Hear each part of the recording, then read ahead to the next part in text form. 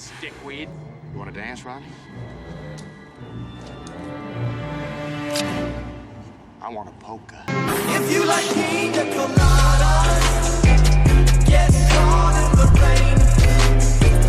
If you're not into yoga, if you have half a brain, if you like making love at midnight in the dunes on the cape.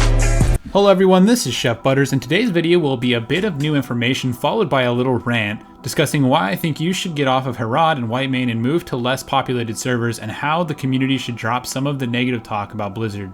Jumping right in, Blizzard had a blue post August 14th specifically talking about the high volume of players on the server Herod and Whitemane. They have moved the server populations indicator to a new level of full population. Giving my own opinions about the situation and maybe words of advice, for the players that are stacked on Herod and Whitemane, maybe I can alleviate some of the opinions to why you don't want to move. First off, what do you believe?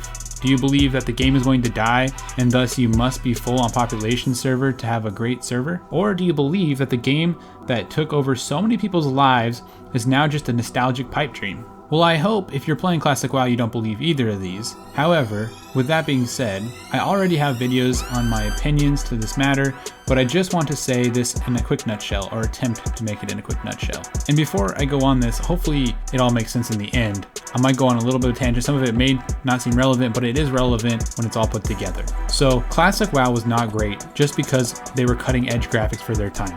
In fact, they were not the best graphics for their time. EverQuest 2 had tremendous graphics for its time, and that was also released in 2004. They were more strenuous than the WoW's graphics. It wasn't because out of all the MMOs it had the best quality of life changes. Why was Classic good? It was great because the progression was killer. It felt great to put time into a character and feel progression instead of everything being handed out to you. As humans, we tend to want the easy things. It is in our nature. Therefore, quick satisfaction games rule supreme at this moment. However, when we accomplish tasks in life, make ourselves a little uncomfortable, and put time into things, it is an entirely different story of satisfaction, especially when you do it with others. Camaraderie is also another huge component to human nature. You will find when you work hard for something or put time and effort into something and you see progress, that reward is far more compelling, and that is what starts to become addicting. Sure, you will see population die off, absolutely, as in every MMO release, this is the truth. But specifically talking about Classic WoW, there is no other MMO that was able to grab people's appeal like Classic WoW. Fuck the flashy quality of life changes. That is not what grips someone into an MMO. It is content, progression, camaraderie, and lore. So with that being said, have a little more faith that Classic World of Warcraft is offering something that no other game on a massive scale with the hype it has behind it has. Take a chance to have a little more faith in the game that you people preach about on a daily basis. Have a little more faith in the fact that if you think it is a great game, others will as well.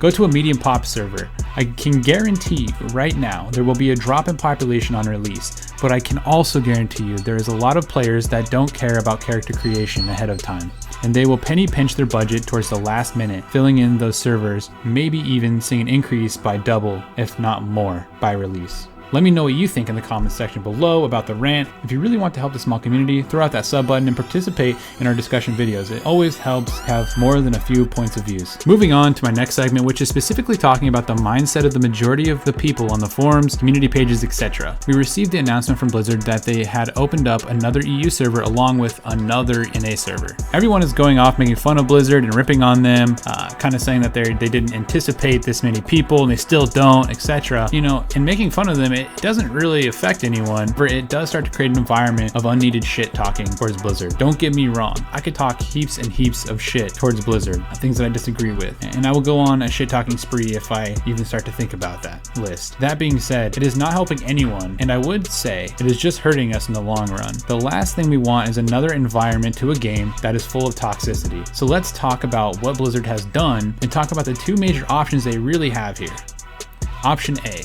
Blizzard could do what they're currently doing, which is undercutting the anticipated player amount, saving themselves money, and just adding servers as they see populations fill in. The way I see it, with this option, they have some advantages. That being, they are really able to focus people into the servers, making them all as high population as they can. Basically, just slowly filling up the servers, which for those worried about player drop off, option A is actually perfect for you. It also saves that moment when they have too many servers on release, they will have to last minute consolidate servers together when they're too low population. Option B, they drop 40 servers. People choose all kinds of different servers they want, thus giving the advantage of getting away from those streamers that you're trying to get away from, for those who are trying to get away from streamers, and picking a server name that you actually like. And luckily, they're kind of taking one for the team by the majority of them going to 2 main servers. And in regards to picking a server name that you actually like, I understand that it is cool to be on a rad server name, but at the end of the day, it is not what's going to keep you playing the game. 99.9999% of the time, you will spend it in the actual world of Azeroth, so fuck the server name. At the end of the day, is Blizzard really doing that bad with undershooting the population? I think for the good of all of us, they are doing the right thing here. In regards to the players that are hell-bent on the full population servers, if you're okay with being on full population servers and you don't mind waiting in 30-minute queue times plus, then that's fine. Do what you want to do. But understand, individuals on medium to high population servers will be leaving you in the dust as far as leveling is concerned. And that might not mean anything to you, but to be honest, I think that nobody wants to feel like they're left behind. Sometimes when you feel like you're left behind, it can be a great motivator for some people, but it can also be a great detriment and demotivator for other people's mindsets. So if you're a guild leader and you're hell-bent on Harad, some people waiting in queue times and some people feeling like they're behind, it's going to hurt your morale of your guild, and you'll have plenty of people to recruit from, but at the same time you might also lose people due to the full population servers and the queue times. Okay everyone, I hope these discussions and rants were acceptable by you, and I hope you can put your 2 cents into the comments below and let me know what you think. I am putting out multiple videos every week, so if you're interested in more videos like this, news and updates, cringe humor videos and guides, all of course related to WoW, head on over to the channel, throw the sub button, throw some likes, and everybody